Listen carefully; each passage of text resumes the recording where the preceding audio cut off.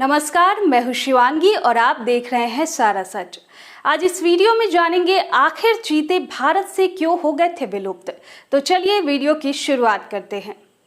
भारत में चीतों के विलुप्त होने के 70 साल बाद सरकार ने इस जंगली विडाल को देश में वापस बसाने का प्रयास शुरू किए हैं। प्रधानमंत्री नरेंद्र मोदी ने शनिवार को नामीबिया से लाए गए 8 चीतों को मध्य प्रदेश के कूनो नेशनल पार्क में विशेष बाड़ों में छोड़ा। हालांकि इन चीतों को दोबारा बसाए जाने की खुशी के बीच एक सवाल जो सबके मन में उठता है कि आखिर चीते भारत में विलुप्त क्यों हुए। विशेषज्ञ इसके पीछे कई कारण गिनाते हैं, तो आज हम आपको उन्हीं कारणों के बारे में बताएंगे। सबसे पहले है जलवायु परिवर्तन, कम प्रजनन दर, शिकार। नेशनल ज्योग्राफी की एक रिपोर्ट के अनुसार जलवायु परिवर्तन, इंसानों द्वारा शिकार और प्राकृतिक आवासों के नष्ट होने के परिणाम स्वरूप चीता दुनिया भर में विलुप्ति का सामना कर रहे हैं। ये सभी उनकी आबादी के आकार को कम कर रहे हैं। यह रिपोर्ट आगे बताती है कि चीतों के अपने जीन भी उनके अस्तित्व को खतरे में डाल रहे हैं। चीतों की प्रजनन सफलता दर कम होती है और कम संतान होने पर इनकी संख्या उस रफ्तार से नहीं बढ़ सकती या पर्यावरणीय बदलाव के अनुकूल नहीं हो सकती है। अगला है पालतू बनाकर रखना और खेलों में इस्तेमाल करना। हालांकि भारत इन चीतों के विलुप्त होने के पीछे कई अन्य कारण भी थे। अंग्रेजी अखबार द हिंदू में छपी एक रिपोर्ट में कहा गया है कि इस विडाल की अनूठी विशेषताओं ने उसको खात्मे में योगदान दिया। इसमें से एक यह था कि इसे वश में करना बहुत आसान था। इसे अक्सर नीचे दौड़ने और जानवरों का शिकार करने के लिए प्रशिक्षित किया जाता था, लगभग एक शिकारी जानवर की तरह, और फिर इसका इस्तेमाल एक खेल से भी किया जाता जिसे कोर्सिंग के रूप में जाना जाता है।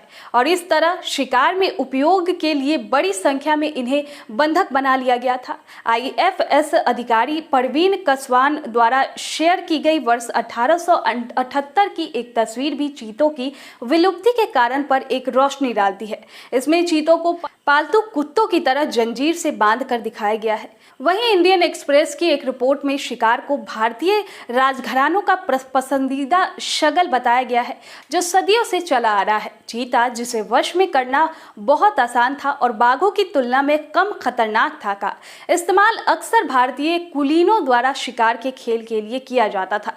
रिपोर्ट में कहा गया है कि भारत में शिकार के लिए इस्तेमाल किए जाने वाले चीतों का सबसे पहला रिकॉर्ड 12वीं शताब्दी के संस्कृत पाठ मानस उल्लास में मिलता है, जिसे कल्याणी चालुक्य शासक सोमेश्वर तृतीय, जिन्होंने 1127 से 1138 ईस्वी तक शासन किया, द्वारा लिखा गया था। वनजीव विशेषज्ञ दिव्य भानु सिंह के अनुसार चीता दौड़ना या शिकार के लिए प्रशिक्षित चीतों का उपयोग मध्यकालीन काल में एक बेहद प्रचलित गतिविधि बन गई थी और मुगल साम्राज्य के दौरान बड़े पैमाने पर की जाती थी। सन 1556 से 1605 तक शासन करने वाले सम्राट अशोक को इस गतिविधि का विशेष शौक था और कहा जाता है कि उन्होंने अपने जीवन काल में 9000 चीते इकट्ठा किए थे। आपको बता दें कि इंडियन एक्सप्रेस की ही एक रिपोर्ट बताती है कि चीता अंग्रेजी शासनकाल में विलुप्त होने के करीब थे। हालांकि वे चीतों का पीछा करने में रुचि नहीं रखते थे। रिपोर्ट में बताया गया है कि वे बाघ, भैंसों और हाथियों जैसे बड़े जानवरों का शिकार करना पसंद करते थे। ब्रिटिश राज के दौरान बस्तियों को विकसित करने और नील, चाय और कॉफी के बागान स्थापित करने के लिए जंगलों को बड़े पैमाने पर साफ किया गया था। इसके परिणाम स्वरूप इन विडालों के प्राकृतिक आवास का नुकसान हुआ, जिससे उनकी विलुप्ति में योगदान दिया। नेशनल ज्योग्राफिक की रिपोर्ट बताती है कि कैसे चीता विलुप्त होने की कगार पर है। रिपोर्ट के मुताबिक जंगली चीतों के आनुवांशिक विश्लेषण के अनुसार वे 2 ऐतिहासिक बाधाओं से बच गए होंगे, जो ऐसी घटनाएं हैं जो आबादी के आकार को काफी कम कर देती है।